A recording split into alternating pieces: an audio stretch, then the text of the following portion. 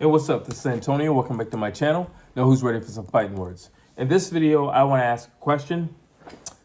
Who can beat the new face of boxing, Gervonta "Tank" Davis? Really quick, if you like the videos, please take the time right now, subscribe to the channel. Also, if you can hit that thumbs up button, it really does help and support this channel. So let's get back to this question. Who can beat the new face of boxing, Gervonta "Tank" Davis? He recently had a win over Ryan Garcia. And there's a few more guys that he needs to clear out once and for all for some and for the first time for many others. So the question is, who can take out Gervonta "Tank" Davis? I have a list of names, as you see in the caption picture. And I'm going to go from least to most likely. So without further ado, let's get to it. I'm going to start with Issac Cruz.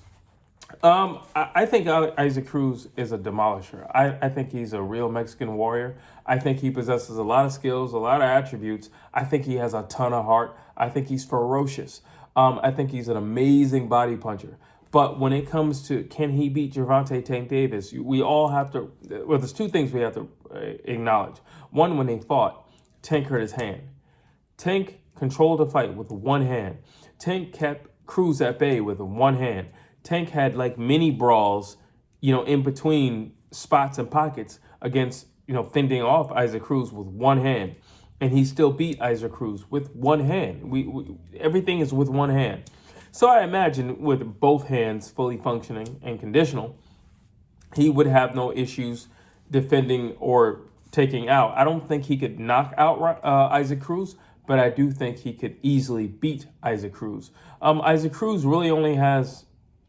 He doesn't have any footwork in terms of, going backwards. He can push guys back, but he doesn't have any footwork in terms of going backwards. He can't do anything from distance. He's even shorter than Gervonta "Tank" Davis, which is saying a lot. He's a pressure fighter who basically just muscles you back and goes to body work. But Gervonta "Tank" Davis covers a lot of territory, a lot of real estate in the ring. And he's just really smart. And I see him just walking Issac Cruz into a lot of things. On top of that, he doesn't, with his ring IQ, he doesn't necessarily have to be in the pocket to beat Issac Cruz, as he's shown with other people. So I just think he can take out Issac Cruz. I do think it will be a tougher time the next go around.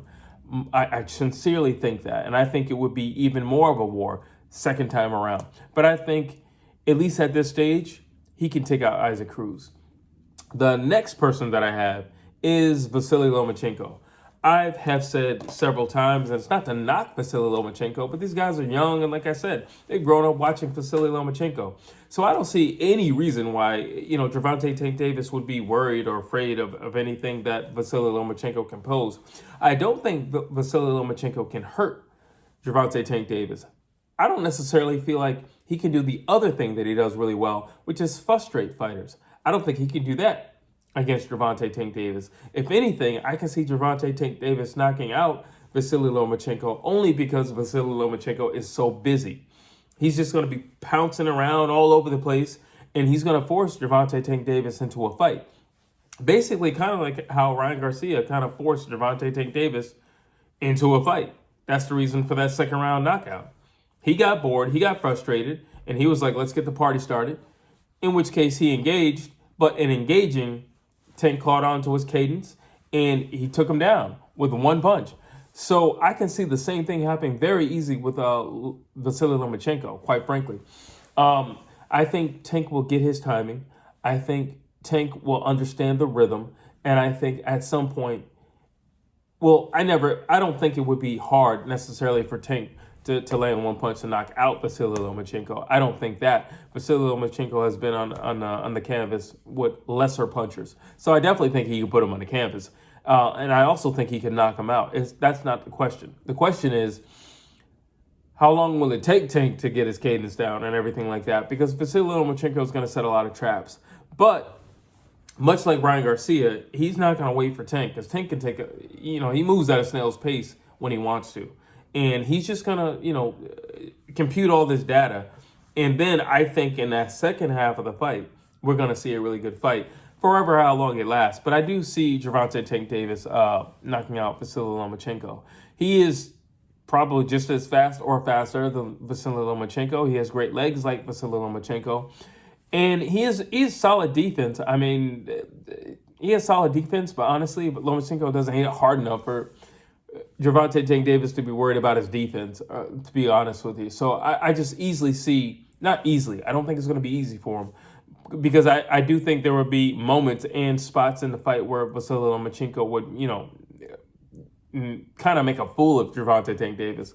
But overall, I clearly see Gervonta Davis knocking Vasiliy Lomachenko out. I don't think Vasiliy Lomachenko makes it to round 10 against Gervonta Davis. Next that I have Devin the Dream Haney. I think Devin is in his mode, and he's on his run right now.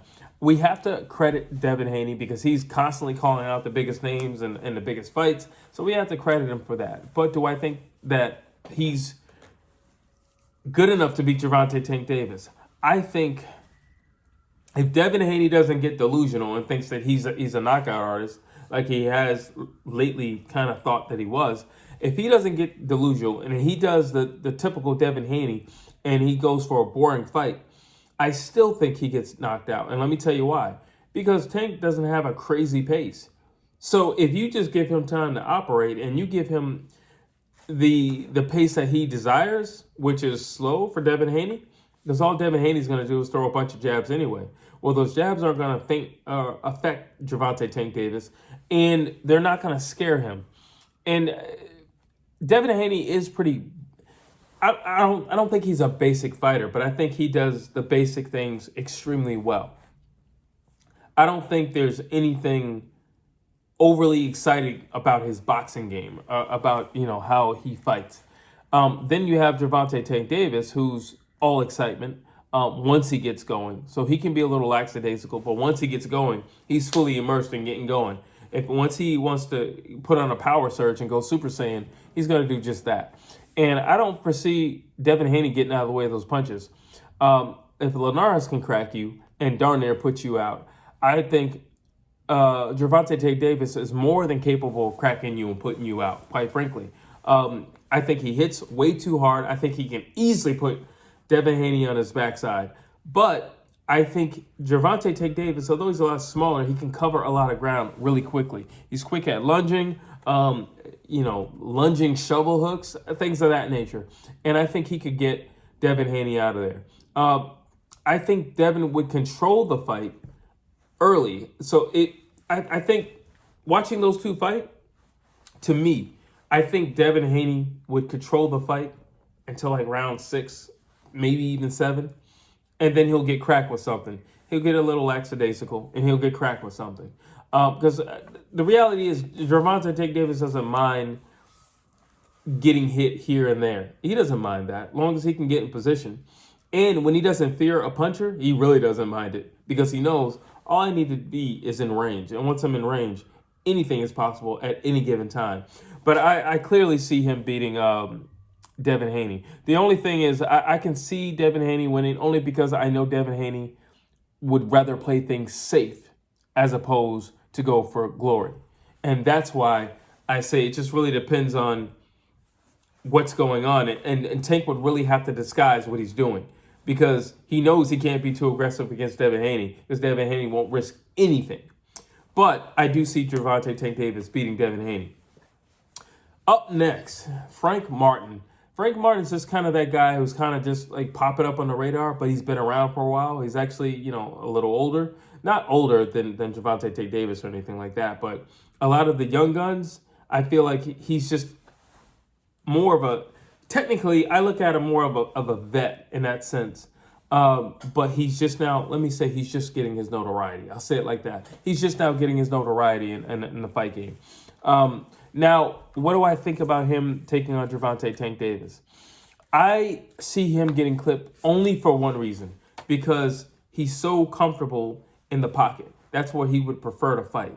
And I don't think he can muscle down Gervonta Davis, and I don't think he can outpunch Gervonta Davis. Now, I haven't truly seen his chin tested, so I don't know what he can endure. But obviously, I don't think he's a harder puncher than Gervonta Davis, so that's one thing.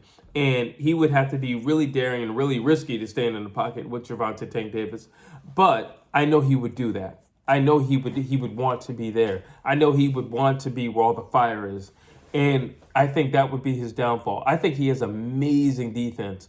But my thing is, I think he could survive in the pocket, but what would get him clipped is he would stay in the pocket too long. He would stay in that fire longer than he needs to. And that is what would get him clipped. Last but not least, the guy that I've talked about a dozen times on this channel, I'm not shy to say he is the real dark horse of this division. And they better keep him on the other side of the street. Shakur Stevenson. I, in no way, shape, or form, see Gervonta Tank Davis beating Shakur Stevenson.